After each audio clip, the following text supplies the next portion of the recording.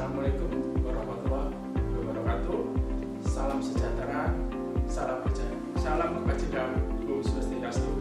Perkenalkan, saya Sigit Tri Ambarwanto selaku dosen Prodi D3 Jamu Poltekkes Kemenkes Surakarta. Mohon izin, kali ini saya akan menyampaikan pernyataan diri unjuk kerja dosen Tridharma Perguruan Tinggi atau PDD UKTP. Sebagai dosen, saya menjalankan Tridharma Perguruan Tinggi. Tridharma Perguruan Tinggi tentang pengajaran, penelitian, pengabdian kepada masyarakat. Dalam pelaksanaannya, teknik pengajaran saya menggunakan DIA, Delivery Interaction Assessment. Delivery saya laksanakan di sini, LPS, materi saya unggah laman Soleta, saya unggah supaya mahasiswa bisa menyiapkan secara kognitif untuk pembelajaran. Selanjutnya, interaction. Di dalam interaction, untuk kuliah teori dilangsungkan secara ceramah, diskusi, dan tanya jawab yang dilaksanakan di kelas. Untuk praktikum laboratorium, pelaksanaannya adalah demonstrasi dan simulasi, termasuk di situ penggunaan alat penunjang pemeriksaan yang ada di laboratorium. Selanjutnya adalah teknik assessment. Assessment di sini adalah mahasiswa kita berikan penugasan, tugas secara terstruktur. Setelah itu dilakukan evaluasi terhadap tugas yang disampaikan. Untuk selanjutnya, mata kuliah yang akan saya berikan di sini adalah pelayanan jamu 2. Pelayanan jamu, deskripsi mata kuliah pelayanan jamu 2. Mata kuliah ini adalah wajib program studi D3 Jamu pada semester 5. Jumlah pertemuannya adalah 16 kali, termasuk pertemuan di dalamnya adalah UTS dan UAS. Mata kuliah ini membahas tentang gangguan fungsi sistem tubuh manusia. Praktikum di laboratorium pelayanan jamu kesehatan tradisional yang akan melaksanakan tindakan pelayanan kesehatan tradisional pada gangguan yang terjadi pada manusia. Praktikum di klinik atau tatanan nyata mengenai pelayanan jamu atau kesehatan tradisional yang akan dilaksanakan secara langsung di tatanan nyata atau di klinik. Capaian pembelajaran mata kuliah pelayanan jamu 2, setelah mengikuti kegiatan pembelajaran pada mata kuliah ini, mahasiswa bila diberikan data kasus atau dihadapkan pada situasi nyata, mahasiswa mampu memahami proses pelayanan jamu dan melakukan peracikan jamu sesuai dengan rekomendasi yang diberikan kepada pasien tersebut. Mahasiswa memahami proses pelayanan jamu pada kelompok khusus di sini anak, usia lanjut, ibu hamil atau ibu menyusui. Mahasiswa mampu memahami proses pelayanan jamu yang terjadi gangguan pada sistem tubuh. Sistem di sini ada sistem kardiovaskuler, sistem integumen, sistem pernafasan, dan sistem-sistem lain yang berada di dalam tubuh manusia. Pelayanan jamu termasuk pelayanan jamu untuk pencegahan penyakit, pelayanan jamu untuk meningkatkan nafsu makan, pelayanan jamu untuk kebugaran, termasuk karena sebagai tenaga kesehatan, mahasiswa mampu melaksanakan kegiatan kegawat daruratan dan mampu menangani apabila menemukan suatu kasus di sini adalah kasus keracunan.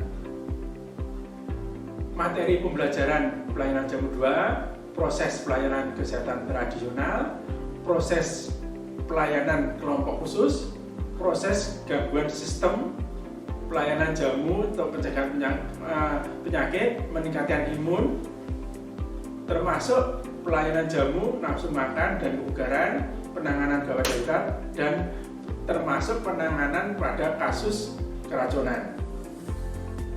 Untuk selanjutnya, metode dan metode dan sistem pembelajaran. Metodenya adalah student center learning, direction learning, kemandirian, berinisiatif dan bertanggung jawab. Itu problem based learning, menyelesaikan masalah yang terjadi. Maksudnya masalah yang terjadi itu masalah yang dihadapi oleh pasien. Termasuk di sini saya menggunakan metode project based learning, pengalaman mengerjakan sebuah kasus yang pertama dengan cara simulasi di laboratorium, dan penanganan kasus yang terjadi di tatanan nyata atau di waktu praktek klinik. Kegiatan selanjutnya dalam pembelajaran ini adalah untuk teknik evaluasi. Yang kita lakukan adalah teori, kuliah teori. Dalam pembagiannya 4 SKS, 2 SKS teori, 1 SKS praktikum, 1 SKS klinik. Untuk evaluasi teori dilaksanakan secara CBT dengan laman Soleta. Itu ujian tengah semester 40%, ujian akhir semester 40%, tugas sebanyak 20%. Itu pembagian evaluasi pada teori. Evaluasi pembelajaran praktikum 1 SKS, 1 ujian praktek, itu adalah simulasi atau praktek sebanyak 50%, termasuk tampilan 30%. Tampilan di sini sebagai seorang tenaga kesehatan tradisional, tampilannya kita lihat 30%, dan termasuk kita berikan penugasan untuk menangani suatu kasus, untuk telaah suatu kasus, itu 20%. Evaluasi selanjutnya adalah evaluasi pembelajaran secara klinik. Nilai praktek klinik di sini adalah 100%. Pengambilan nilai dilaksanakan di lahan praktek atau di tatanan nyata, tampilan mahasiswa waktu memberikan pelayanan. Demikianlah deskripsi untuk mata kuliah pelayanan jamu.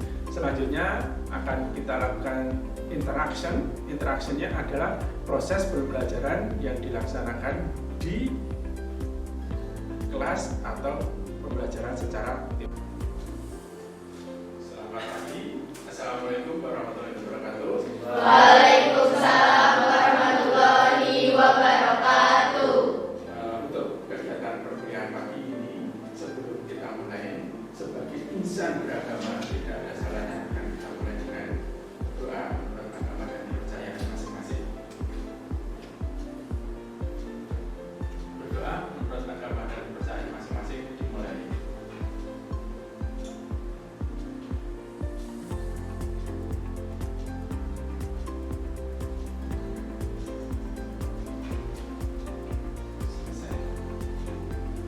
Mohon maaf, tadi ada yang beragama lain, saya lupa menyapa.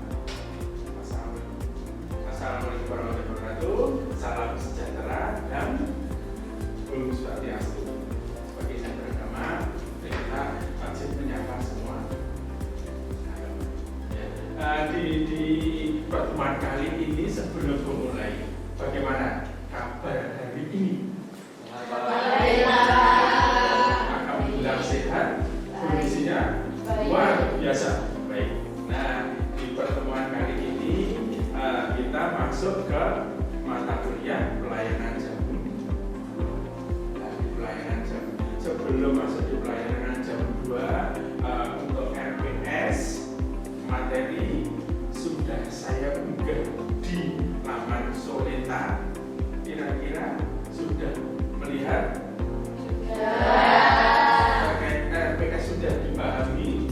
RPS sudah dipahami dalam artian untuk pertemuan yang beberapa mendapatkan materinya apa, paling tidak kalian sudah bisa memahami, dan materi-materi sebelumnya sudah kalian download, sudah kalian pelajari. Saat kita bertemu kalian sudah membaca. Kalau ada pertanyaan akan kita jawab dalam pertemuan pada waktu pelaksanaan tatap muka atau perkuliahan. Nah, di sini saya masuk ke sistem kardiovaskuler. Sistem kardiovaskuler yang saya ambil salah satu contoh penderita yang sering terjadi, yang banyak terjadi adalah hipertensi.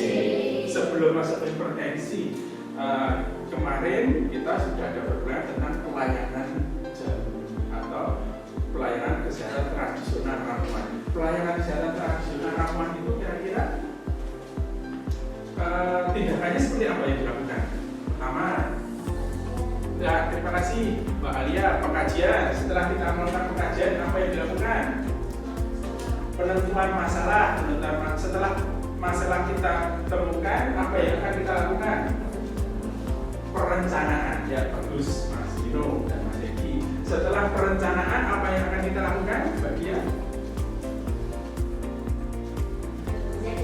menentukan diagnosa. Setelah menentukan diagnosa, lanjut perencanaan. Setelah perencanaan, kita lakukan pemeriksaan, tindakan atau implementasi. Bagus, bagus. Nah, setelah implementasi, terakhir kita lakukan evaluasi.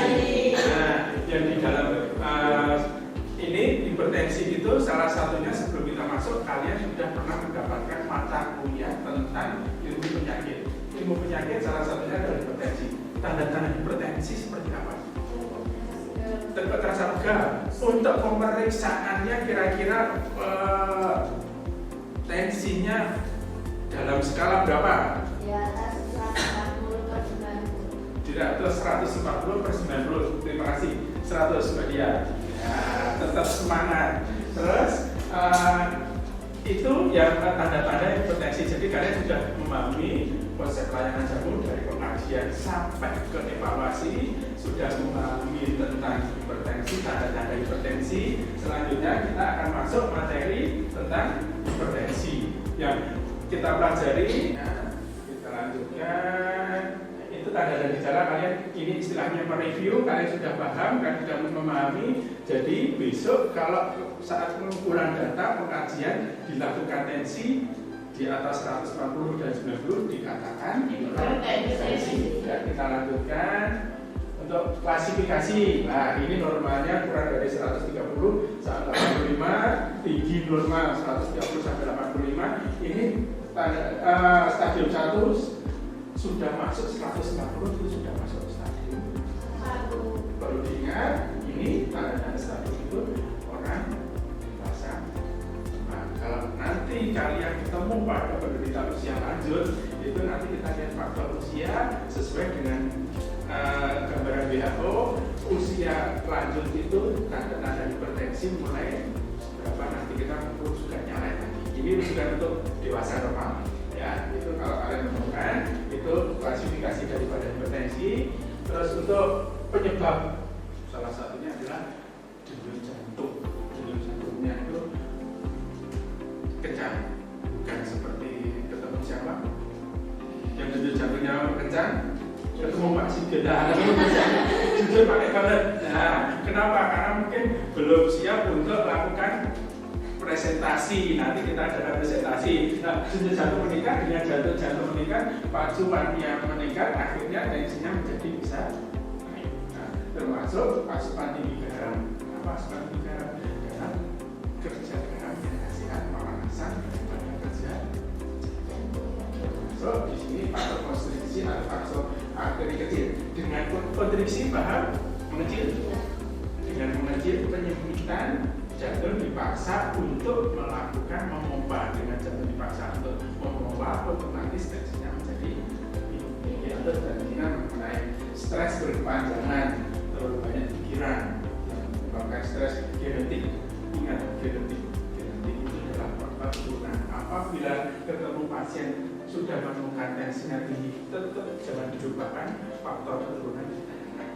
Mungkin didapatkan dari keturunan bapak atau ibu, atau mungkin sebagainya dari faktor genetik, jangan sampai dilupakan. Hipertensi, faktor genetik ditanyakan keluarganya. Ya, itu mungkin dari sini penyebab ada yang ditanyakan. Ingat faktor stres berkepanjangan ini di pelayanan kesehatan tradisional ramuan namanya holistik. Holistik itu bio, sosio, kultural dan spiritual, termasuk psikologisnya kita maksud di potensi adalah stres berkepanjangan. Kita mencari stres atau penyebab tekanan darah tinggi apa. Contoh, penyebabnya adalah seorang usia lanjut kangen. Kalau kalian kira stresnya kangen orang tua tidak? Ya, karena sudah lihat untuk sekolah di sini. Atau kangen, mohon maaf, kita hilangkan kekasih, kita hilangkan keluarga, adik atau kakak. Karena tindakan keterampilan, pressure, dan kalian bisa melaksanakan, kalian bisa melakukan tindakan tersebut kompeten. Itu perencanaan pada penderita hipertensi.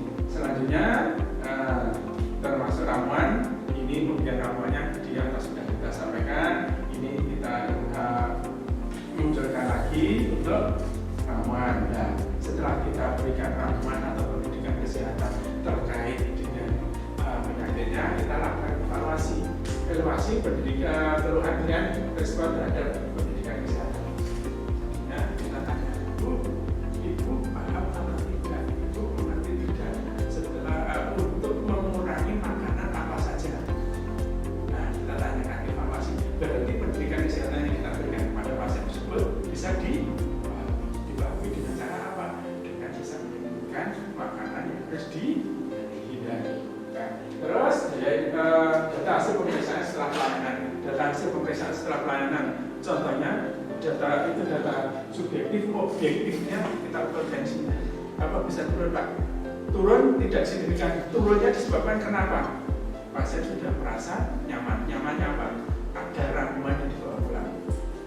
Mengerti tentang hipertensi, mengerti makanan yang harus dihindari. Dengan mengerti tersebut, pasien menjadi lebih tenang. Dengan menjadi tenang, kita hipertensi. Tidak signifikan. Pertama 145, kemudian 145 atau 140. Terjadi penurunan. Salah satunya disebabkan karena psikologisnya merasa tenang karena sudah mengetahui penyakitnya, mengenai penanganannya dan sesuai apa yang diinginkan dengan ramuan. Analisa kesimpulan atas masalah. Analisa itu kesimpulannya dari data subjektif dan subjektif. Subjektif objektif itu apa? Pasien sudah mengalami, sudah mengerti tentang ramuan yang akan diberikan. Terus rencana tindakan lanjut. Tindakan selanjutnya, ramuan ini diberikan kira-kira kurang lebih 1 minggu. Untuk 1 minggu datang lagi itu untuk melihat, untuk memantau proses dari ramuan yang sudah diberikan itu penurunannya seperti apa. Itu tentang itu tentang pemberian ramuan pelayanan kesehatan tradisional yang diberikan, dilakukan untuk penderita hipertensi. Sudah paham? Kalian siap melakukan praktikum di laboratorium atau besok di akhir mata kuliah kalian melakukan praktek ini. Praktek ini kalian di tatanan nyata, kalian di sini sebagai seorang mahasiswa bisa melakukan pengkajian untuk pemberian ramuannya tetap dari nakes yang sudah disarankan atau dijalankan. Tapi bukan minimal, kalian bisa melakukan pengkajian tindakan untuk pemberian ramuannya, kalian paham, untuk tanggung jawab juga itu pasti. Nah, setelah lulus kalian paham, kalian punya, kalian nanti akan uji kompeten bisa melakukan pelayanan kesehatan tradisional pada penderita hipertensi. Itu bisa dipahami? Siap untuk menjadi tenaga kesehatan tradisional? Siap. Nah, terima kasih untuk pertemuan kali ini. Semoga di pertemuan setelah pertemuan kali ini kalian bisa pergunakan khusus di dalam memberikan pelayanan kesehatan, khususnya pelayanan kesehatan tradisional. Itu sebelum kita akhiri mungkin ada yang disampaikan dulu. Sudah cukup? Kalau sudah cukup, dalam memberikan perkuliahan ini ada tutur kata kurang berkenan, kurang sesuai, atau mungkin ada pertanyaan lebih lanjut, tidak menutup kemungkinan setelah ini silakan. So, mungkin mengidentifikasi ramuan ini dahulu apa, ini bukan apa, silakan. Kalau tidak ada, saya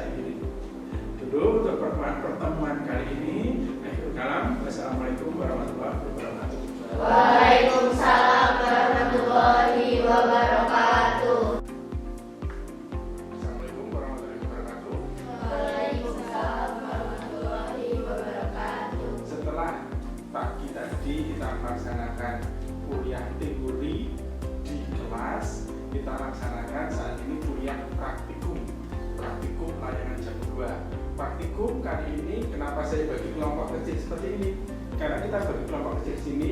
Karena salah satunya kita akan melaksanakan teknik secara bedside teaching. Jadi di sekitar tempat tidur. Karena di sekitar tempat tidur saya buat jadi kelompok kecil. Nah, di sini praktikumnya kita demonstrasikan seperti besok kalau kalian praktek. Contohnya nanti mulai dari awal, dari pengajian kita sudah setting tempatnya untuk pasien datang apa yang dilakukan saat pertama kali. Setelah itu nanti kita langsung berikan demonstrasi, kita berikan pembelajaran di sekitar tempat tidur. Di sekitar tempat tidur itu salah satunya kalau kita melakukan pemeriksaan. Pemeriksaan salah satunya di sini adalah pemeriksaan tensi, karena kebetulan kasus pada saat ini, pembelajaran saat ini adalah tensi. Nah, nanti ada yang jadi pasien, ada yang jadi keluarga pasien, kita simulasikan, kita demonstrasikan di lab. Jadi pikiran kalian sudah terbawa. Ini loh klinik, ini loh tatanan nyata, ini loh tempat nanti yang akan dipergunakan saat kalian lulus melakukan pelayanan kesehatan tradisional. Ruangan sudah kita setting, ruangan sudah kita buat sedemikian rupa supaya seperti di tatanan.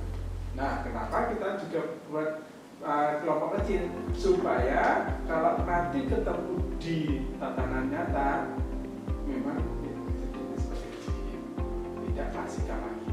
Laboratorium bedside teaching itu untuk kegiatan praktikum kali ini pelayanan jam 2. Ada yang ditanyakan?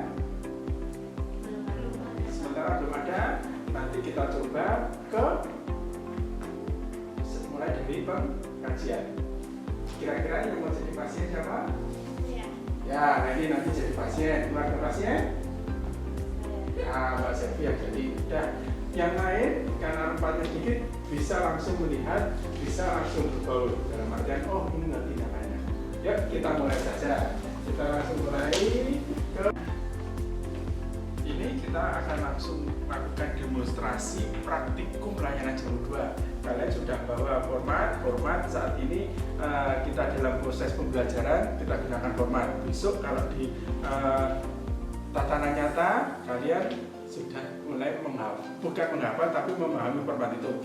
Tindakan yang pertama kita adalah kita tanyakan identitas. Identitas bisa langsung ke pasien kalau mungkin merasakan sakit, menahan sakit bisa ke pengantar keluarga pasien. Ya, kita mulai sekarang.